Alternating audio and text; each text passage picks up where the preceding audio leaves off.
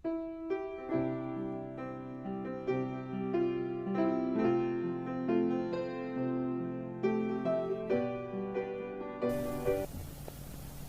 yang kekasih dalam nama Yesus, topik firman Tuhan pada pagi hari ini yaitu merindukan kebangunan rohani. Supaya semua kita rindu akan kebangunan rohani, semua kita berdoa buat kebangunan rohani, supaya kebangunan rohani jadi dalam gereja kita, dan supaya kebangunan rohani, saudaraku, meliputi kota Medan ini, saudaraku. Sehingga, saudaraku, banyak orang mencari Tuhan, rindu akan Tuhan, saudaraku. Sehingga jiwa-jiwa merasa, saudaraku, tergugah hatinya, merasa lebih disadarkan akan dosanya. Kemudian dia mencari Tuhan dalam hidupnya. Di mana aku bisa bebas dari dosa? Di mana nasibku bisa berubah? Masakan hidupku begini-begini saja. Saudaraku mulai tergugah hatinya, dan dia mulai mencari Tuhan. Saya katakan kepada saudara, itulah pekerjaan Roh Kudus, bukan pekerjaan manusia, saudaraku. Nah, saudaraku yang kasih, kita berdoa buat ini. Kita rindu, kita haus supaya kebangunan rohani ini terjadi. Dan ini akan memberkati kota Medan, mengobatkan kota Medan, saudaraku. Dan memberkati kota Medan, saudara. Tapi, saudaraku, terlebih dahulu, kita sendiri, sebagai anak-anak Tuhan, harus bangun rohani kita. Kita sendiri lebih dahulu harus memiliki kebangunan rohani. Kalau rohani kita pun tertidur, saudaraku, kita tidak bisa membawa kebangunan rohani kepada jiwa-jiwa. Kalau rohani kita pun lemah, saudaraku, kita tidak bisa membawa kebangunan rohani kepada jiwa-jiwa. Kalau, saudaraku, rohani kita pun tidak berkobar-kobar, bersemangat, saudaraku, bagaimana kita bisa memberi api kepada jiwa-jiwa? Kebangunan rohani dimulai dari saudara. Kebangunan rohani dimulai daripada anak-anak Tuhan yang rindu akan Tuhan, yang suka bersekutu dengan Tuhan, yang suka membaca firman Tuhan, yang suka berdoa. Kenallah, saudaraku, kalau sebagai anak-anak Tuhan kita mulai kurang berdoa, tidak suka berdoa, itu tanda, saudaraku, rohani kita mulai merosot. Sebagai anak-anak Tuhan, kalau kita mulai tidak suka baca firman Tuhan, marilah kita bertobat. Itu adalah makanan rohani bagi kita. Tiap-tiap hari kita harus membaca firman Tuhan. Kapan kita tidak membaca firman Tuhan, tanda rohani kita mulai merosot. Mari kita dahulu perlu bertobat. Amin, saudara. Tanda-tanda dalam rohani yang bangun, yaitu kita ini kemanapun tidak bisa diam. Saudaraku, maksud saya, saudaraku, kemana pun kita tidak bisa tutup mulut. Kita harus menceritakan kepada Yesus. Kita harus menceritakan Yesus pada jiwa-jiwa. Kita cerita Yesus pada jiwa-jiwa. Nah, saudaraku, kita suka memberi. Ini tanda kebangunan rohani. Kebangunan rohani dimulai dari saudara. Saudara harus lebih dulu suka memberi, suka berkorban. Saudara dengan sukacita memberikan korban saudara. Kapan diumumkan dari depan, saudara, kita akan mengumpulkan korban buat KKR atau buat penginjilan. Oh, saudaraku, dengan mudah, saudaraku, dengan sukacita, saudaraku, saudara memberikan satu korban yang indah, yang mahal, berharga di hadapan Tuhan, saudaraku. Saudara berkorban memberinya, bukan, saudaraku, begitu banyak timbang-timbang, saudaraku, begitu banyak, saudaraku, tawar-menawar dengan Tuhan, saudaraku. Saudara perlu bangun rohani, saudara, kalau demikian, saudaraku.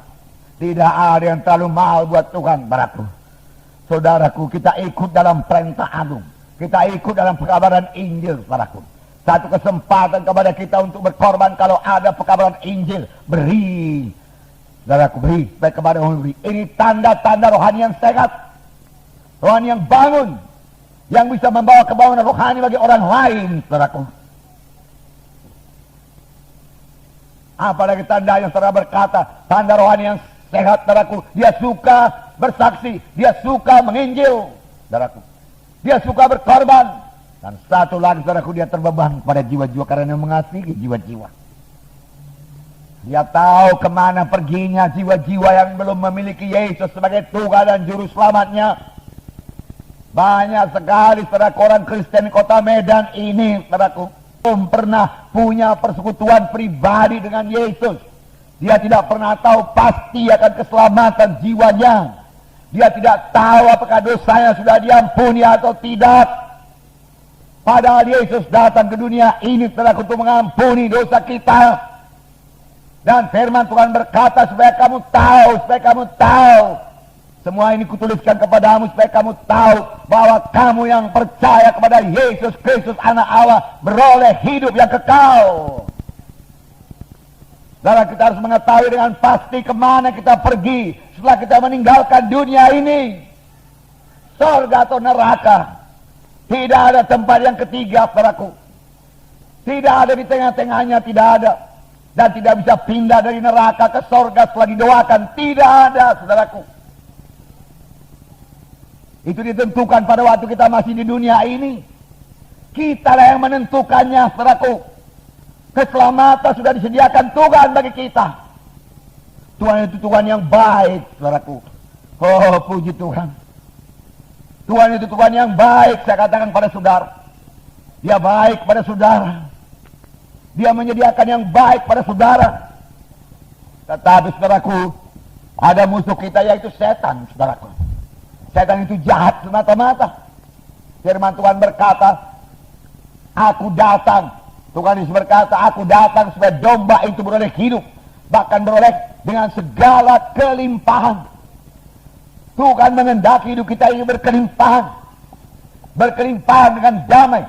Berkelimpahan dengan sukacita. Berkelimpahan dengan kesehatan. Berkelimpahan dengan berkat-berkat yang kita butuhkan dalam dunia ini. Sebab dia Tuhan yang baik. Saudaraku, kalau saudara belum memilikinya, miliki iman lebih dahulu. Jangan salahkan Tuhan karena kekurangan saudara. Jangan salahkan Tuhan karena penyakit saudara. Itu bukan daripada Tuhan, saudaraku. Itu daripada musuh kita. Karena Yohanes 10 ayat 10 itu lanjutannya. Tetapi pencuri datang. Tetapi setan iblis datang. Hanya untuk mencuri, membunuh, membinasakan. Betapa kontras ini, saudaraku. Pekerjaan Tuhan dan pekerjaan setan, saudaraku. Dari mulanya setan ini musuh manusia. Dia tidak suka manusia ini keberkatan. Dia tidak suka manusia sehat. Dia tidak suka manusia selamat. Karena setiap anak Tuhan yang selamat yang lahir baru, saudaraku, akan merupakan ancaman terhadap setan, saudara.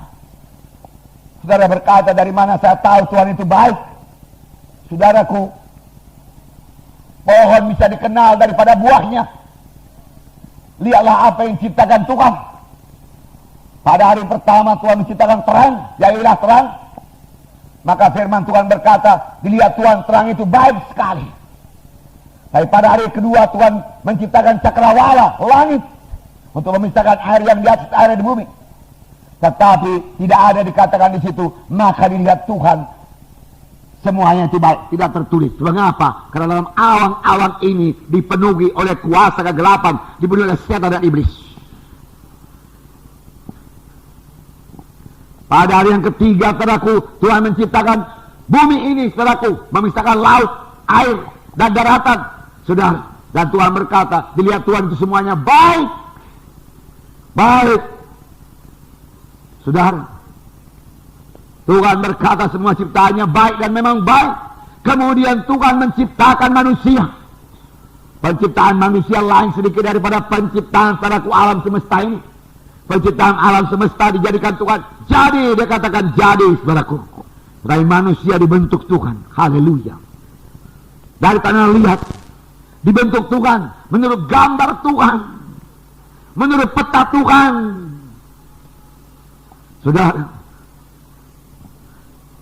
Lalu dihembuskan Tuhan nafas yang hidup.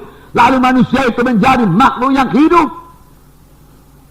Lalu diberikan Tuhan Taman Eden yang kaya. Taman Eden yang luar biasa. Damainya, senangnya, sejahteranya. Di sini engkau tinggal. Betapa baiknya Tuhan itu. Betapa baiknya Tuhan itu. Mempersiapkan segala kebutuhan manusia ini. Betapa baiknya. Tetapi sayang datang setan menipu manusia itu. Setan kerjanya menipu sampai sekarang. Jangan mau ikuti setan, jangan mau dengar suara setan, saudaraku. Dan jangan mau cakap-cakap dengan setan.